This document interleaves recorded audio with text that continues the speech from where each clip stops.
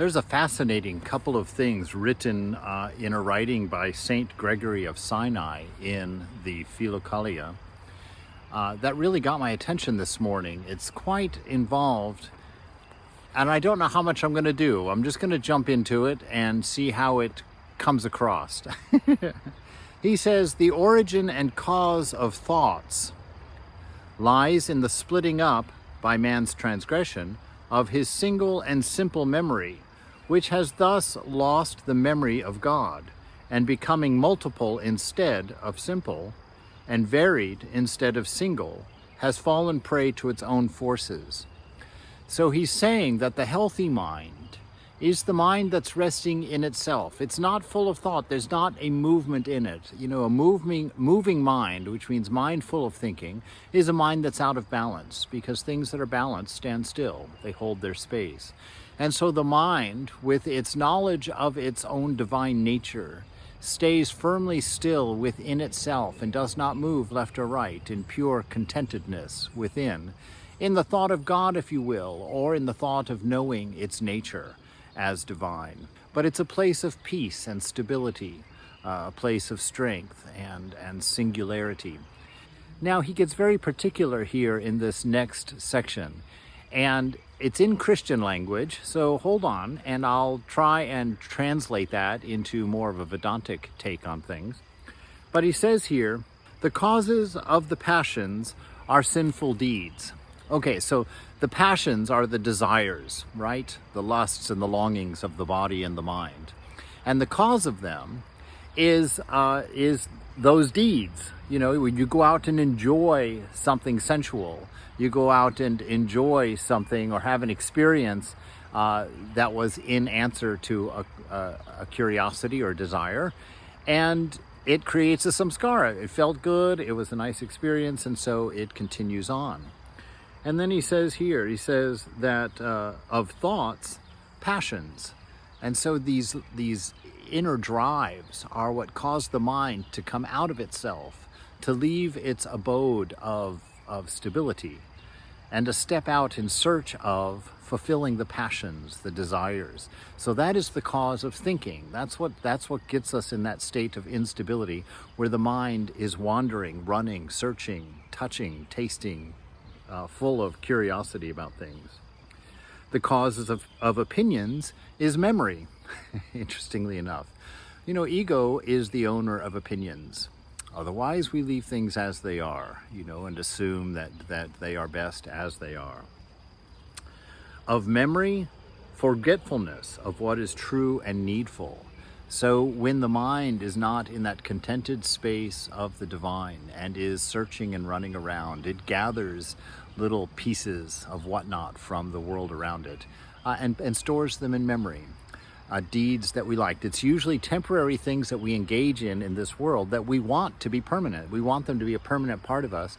So we try and share our own sense of presence of being, our own sense of immortality with those things by taking them and putting them in our mind and holding them as a part of ourselves, trying to fulfill that hole that comes from the forgetfulness of our divine nature. And then he goes on to say, the mother of forgetfulness is ignorance. Now, the mother of forgetfulness is ignorance. Ignorance comes from ignore ants, right? And that's when you want something that you know isn't best for you. You know, if you're an alcoholic, it's that drink. You know it's not best for you.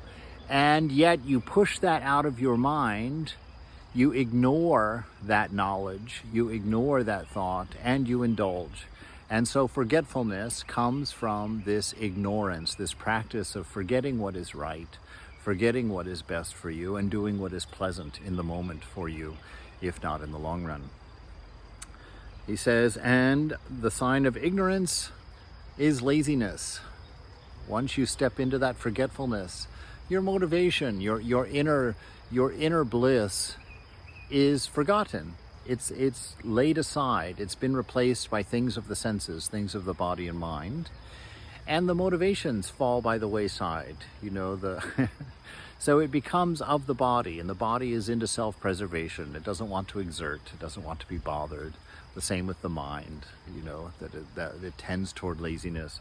So if you step into that sensuality of the body-mind nature, then laziness slowly develops over time, because that's comfortable and that's easy, and that's what it leads to. Laziness is born of lustful desire. And so lustful desire, that's not just sexual. Those are things of the body and things of the mind. You know, the things that come up where it thinks that you need those things to be fulfilled. The mind assumes you need those things to be happy, to be stable. And that's not the case, but that's what ignorance is all about. He goes on, he says, desire is born of movement in a false direction. A false direction means that you're going outward for your satisfaction and not inward. And if you go outward for your satisfaction, it will never be more than momentary satisfaction. Think of it for a moment. Anything that you do in the world, no matter how great it is, no matter how exciting it is, it's going to be over, and you're going to come home and sit on the edge of your bed, and you will have nothing for having done or engaged in whatever it was that you engaged in. And all you will be left with is a desire for more. I want to do it again, whether it was a vacation or a great experience with a lover, or earning some big money, or getting a promotion, or going ice skating, whatever your fantasy du jour is. That's the only fruit that can be given by anything that is enjoyed in the world. It will just leave a taste in the mouth, which will drive you to ask for more, to want more in the future. And so that's why they talk about coming out of that balance, coming out of that state of stability where the mind is within itself, content in its divine nature, that unconditional love, that blissful state of intelligence. And he goes on, movement in a false direction comes from committing an action. Well, you say, what does that mean? Well, committing an action means that it's an ego-driven action. I decided to do this. It's not an inspired action. It's not an action that comes from inspiration, but an action that comes from the drive of the ego to attain or acquire something. You see, in your natural self, there is no need, there is no lack. And so all movement of a realized soul comes through inspiration from the divine dwelling deep within. It doesn't come out of a need or out of a searching or a hunger, as it were. Such action is the fruit of a foolish tendency to evil and of adherence to the senses and sensory things, right? So that foolish evil that he's talking about there, to take it out of that old style language and just talk about it being the desire for temporary things that never fulfill you and always leave you wanting more. To get caught in those cycles, to just keep doing the same things over and over and over again and having it have no effect on your long-term happiness or your inner peace or your inner stability or the development of your character, that's considered foolish because you're not getting anything. You're on a stationary bicycle. It's just like thinking, I'm going to go to the grocery store, and you go get on a stationary bike. Well, it's not going to get you to the grocery store, right? So we would call that foolish. So things of the senses that are used as fulfillment are foolish because they do nothing but cover the eyes and increase forgetfulness in the moment of your divine nature, create tendencies that will haunt you the rest of your life for looking for more, to repeat more, to get more, to have more. And it will be exhausting. And in the end, when you're too tired in your old age to do any more, you won't have anything but memories to haunt you, which will make you bitter because you can't have any more.